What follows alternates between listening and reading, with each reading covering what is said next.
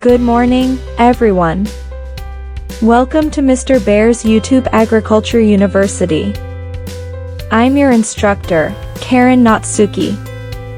Today is the third lecture on umami. Last time, we studied the synergistic effect of umami. If you haven't watched that lecture, please be sure to check it out. Today, I'll be introducing how the synergistic effect of umami has been utilized around the world. In the previous lecture, I mentioned that the basics of umami synergy involve the combinations of glutamic acid and inosinic acid, as well as glutamic acid and guanylyl acid. Glutamic acid is found in many foods. It's abundant in kombu, vegetables, tomatoes, Parmesan cheese, prosciutto, anchovies, as well as soy sauce and miso. Inosinic acid is primarily found in animal-based foods. It's abundant in katsuobushi, naboshi, mackerel, chicken, pork, and beef. Last time, we discussed how the synergistic effect of umami is utilized in Japanese cuisine, using examples of ichiban dashi and nibbin dashi. This time, I'll introduce how the synergistic effect of umami is utilized in world cuisine. First, let's talk about Chinese cuisine. Chinese cuisine has a wide variety of dishes. There are 4 well-known types: Shanghai cuisine, Cantonese cuisine, Beijing cuisine, and Sichuan cuisine. These are known as the 4 major cuisines of China.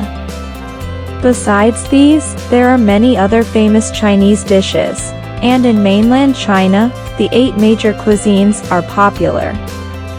These cuisines use various ingredients and seasonings, depending on the region. Therefore, it is difficult to generalize Chinese cuisine, but the synergistic effect of umami has been skillfully utilized in Chinese cooking. The most representative example is the combination of glutamic acid from ingredients like green onions and ginger with inosinic acid from chicken and pork. In Chinese cuisine, soups called Tang are fundamental, and these soups are rich in umami. Tang is the base of Chinese cuisine, and there are various types. It is said that there are 3 basic types of Tang. The first is chintan, or clear soup, made by simmering green onions, ginger, and chicken with bones for a long time. The second is paitan, or white soup, made by simmering chicken bones, pork, green onions, and ginger. Lastly, there is sutan, a vegetarian soup made without meat or fish. Sutan includes soups like heitantan, made from kombu, and shangkutan, made from dried shiitake mushrooms. Among the 3 basic tans, chintan and paitan both utilize the synergistic effect of umami.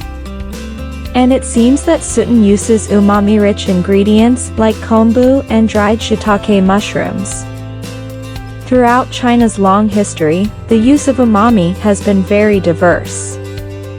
By the way, this is true for any country, but the synergistic effect of umami was not achieved by deliberately combining certain ingredients. The term umami became known in the 20th century. Before that, the word umami was unknown. People likely discovered through experience that combining certain ingredients made food taste better, and this accumulated knowledge and practice led to the realization of the synergistic effect of umami. Regarding Chinese Tang, before the knowledge of the synergistic effect of umami, it was the combination of ingredients that added deliciousness through experience that was consolidated into the basic soups called Tang. So, what about other countries? How is umami utilized in French cuisine? In French cuisine, the combination of glutamic acid from onions, carrots, celery, tomatoes, and inosinic acid from beef and fish is often used. For example, let's introduce a dish using one of the basics of French cuisine, court bouillon. Court bouillon is made by simmering onions, carrots, white wine, bouquet garni, and herbs in water and then straining it. A bouquet garni is a bundle of herbs like parsley, thyme, leeks, and celery. In other words, court bouillon is rich in glutamic acid derived from vegetables. This court bouillon is typically used to poach fish, chicken, or pork. Court bouillon not only removes the odor of fish and meat but also adds umami. The combination of glutamic acid from vegetables and inosinic acid from fish and meat is expected to create a synergistic effect of umami.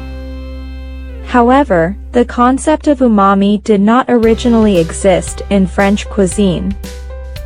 French cuisine has evolved through long-standing research into ingredient combinations. The concept of the synergistic effect of umami fits French cuisine well, but it wasn't developed specifically with this knowledge. Thus, today we have introduced the use of the synergistic effect of umami in world cuisines. How is the Chinese Tang and French court bouillon?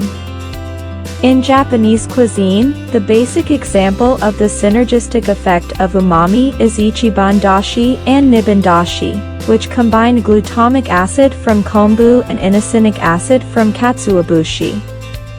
In contrast, Chinese cuisine uses a wide variety of ingredients such as green onions, ginger, chicken, pork, kombu, and dried shiitake mushrooms. When you go to a Chinese restaurant, you may find the food incredibly delicious, even though the ingredients used are similar to those you use at home. This might be because the soup, or tang, used in the dishes is rich in umami. And this tang may be carefully balanced with glutamic acid, inosinic acid, and guanylyl acid to maximize the synergistic effect of umami. In French cuisine, different combinations of umami are used compared to Japanese and Chinese cuisines. The combination of glutamic acid from onions, carrots, celery, and tomatoes with inosinic acid from fish and meat has been utilized. Dishes poached in court bouillon, made from these vegetables, fish, and meats, sound delicious.